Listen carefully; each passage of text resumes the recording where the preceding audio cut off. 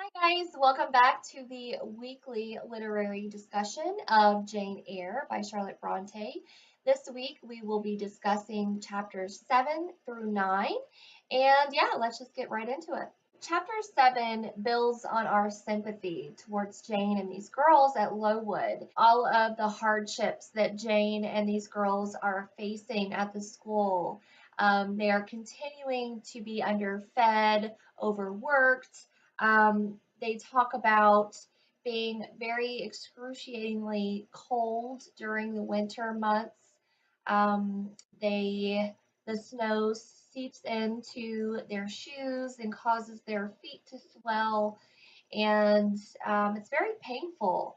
Jane also talks about the younger girls being pushed or forced or coaxed or misled into sharing their portions of their meals that they are given to the older girls because the older girls are growing girls. They're needing more food, but they're not getting any more than any of the other girls. So Jane, unfortunately, has been victim to that. Mr. Brocklehurst finally makes his reappearance in the school. Jane sees him. She's kind of trying to hide behind her slate and not catch his attention because she knows that surely once he sees her, he's going to make a big scene and make sure that everyone knows that she's the so called liar. And that's exactly what happens. She drops her slate and causes everyone to look at her.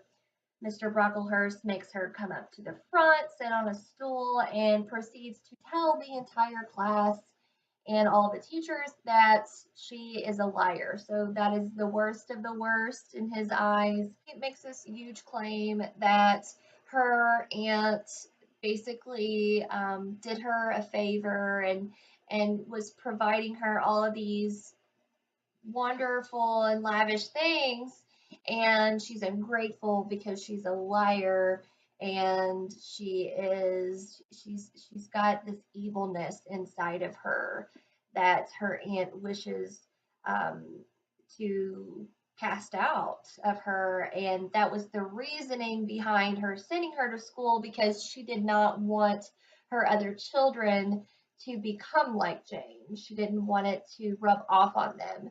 So that was her aunt's reasoning to Mr. Brocklehurst, in which he relayed to the entire school. Jane kind of feels ashamed and she's feeling a little hopeless because she came here with high hopes of finding people to love her and withstanding that love and holding on to it. So, chapter 8 opens with Jane getting off of the stool after her punishment, and she's feeling kind of upset. She's feeling as though everyone has been turned against her still.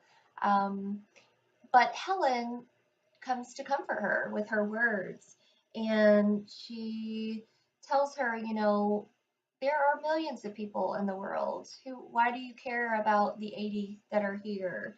And she reassures her that no one there likes Mr. Brocklehurst at all. In fact, if he had favored her, then she would have surely gained enemies because he never made an attempt to be likened by the girls.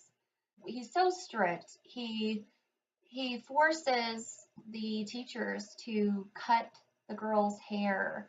Um, he forces them to cut the hair of a natural curly redhead because her hair should be plain and simple instead of beautiful and curly and long. So that goes to show you what kind of person Mr. Brocklehurst is and what he's trying to do here. And also, he reprimands Miss Temple for giving the girls another meal after the burnt porridge. Remember that? And she was the person that was responsible for giving them the second meal because she did not want to see them hungry. But that is something that he did not agree with. So after Miss Temple hears from Mr. Brocklehurst these accusations against Jane, a girl that she likes, she gives Jane the benefit of the doubt and she brings her up to her room and basically asks Jane to tell her side of the story and gives her an opportunity to defend herself. And Jane does exactly that. She tells Miss Temple that she's been wrongly accused. So from the very beginning, Jane has been telling the truth, and we know this because we are getting the full story. Miss Temple hears about Mr. Lloyd and tells Jane that she's going to write Mr. Lloyd and ask him about the events that occurred and if his side of the story corroborates, Jane's story, then she will be dissolved of such accusations. Helen is also in the room with Miss Temple and Jane, and the bell rings, signaling, it's time to go to bed. Um, so here it says she had scarcely finished ere the bell announced bedtime. No delay could be admitted. Miss Temple embraced us both, saying as she drew us to her heart, God bless you, my children. Helen she held a little longer than me. She let her go more reluctantly. It was Helen her eye followed to the door. It was for her she a second time breathed a sad sigh. For her she wiped a tear from her cheek. So earlier, when they first entered the room, Helen coughed, or Miss Temple asked her about her cough and checked her vitals. She took her hand and examined her pulse. Then she returned to her own seat. As she resumed it, I heard her sigh low. So that makes me wonder, well, not wonder really. We know that Helen is sick, but to what extent is she sick? And why is Miss Temple looking at Helen with such a sad demeanor and regard? Miss Temple, she writes Mr. Lloyd to kind of corroborate Jane's story, and Mr. Lloyd does that. So she assembled, Miss Temple assembles the entire school and kind of dissolves and dispels, the accusations against Jane. So Jane gets a little bit of justice here. She has been victim of a rumor, basically, or an accusation rather, and she has proven that accusation false in some minute way. So she's feeling a little sense of justice here. So from that point forward, Jane becomes inspired in everything with her school, with her paintings, with her relationships, because everything is more positive for her.